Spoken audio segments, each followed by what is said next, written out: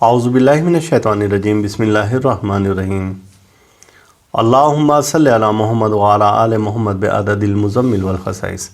السلام علیکم دوستوں، میرے کچھ احباب نے سوال کیا ہے کہ ان دنوں میں خاص طور سے بچوں کی تعلیم کے لیے کوئی ویڈیو بنا کر بھیجیں کہ جس میں بچے امتحانات میں اچھے نمبر لیں، اور ظاہر سی بات ہے کہ امتحانات شروع ہو چکے ہیں اور بچے ذہنی دباؤ میں مبتلا ہیں۔ تو ایسے دوستوں کے لیے یہ ویڈیو تیار کی جا رہی ہے، یا وہ بچے جو امتحان دے رہے ہیں اور وہ چاہتے ہیں کہ اچھے نمبروں سے یہ امتحان پاس کریں۔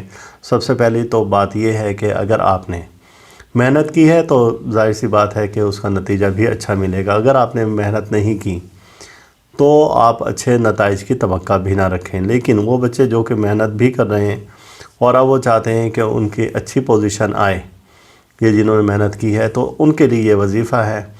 اور یہ میں آپ کو آج 2 وظیفے بتاؤں گا۔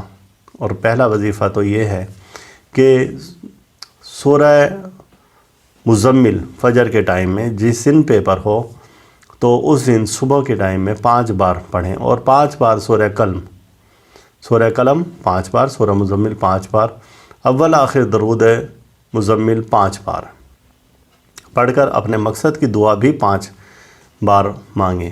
اب یہ 5 کا جو عدد ہے یہ علم سے، عقل سے اور روحانیت سے متعلق ہے۔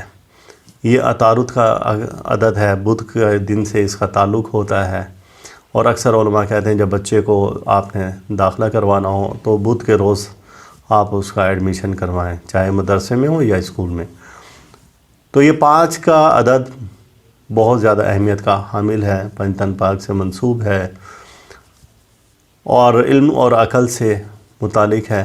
لہٰذا اب 5 کی چین ہے پوری، درود پاک 5 بار، اور سورہ مزمل 5 بار، سورہ قلم 5 بار، اپنی دعا کو 5 بار اللہ کے حضور مانگے، اور پھر 5 بار آخر میں پھر درود مزمل۔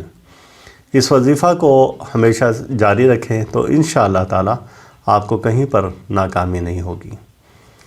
دوسرا وظیفہ ایسا ہے کہ آپ کو 108 بار فجر کی نماز کے بعد یا پیپر شروع ہونے سے پہلے دعا ہے قل رب زدنی علما ورزقنی فہما، اول آخر درود پاک 5 بار ہے اس میں، اور یہ دعا 108 بار، قل رب زدنی علما ورزقنی فہما۔ اس دعا مبارکہ کو آپ پڑھیں اور پھر پیپر شروع کریں۔ چھوٹی سی دعا ہے، رب زدنی علما، یہ تو ہمیشہ یاد ہی ہے تقریباً۔ اب اس سے پہلے قل لگائیں گے اور آخر میں ورزقنی فہما، پہلے قل لگا دیں گے، قل رب زدنی علما، اب آخر میں ورزقنی فہما۔ تو یہ دعا 108 بار پڑھیں گے تو انشاءاللہ تعالی آپ کو بے انتہا کامیابی ملے گی۔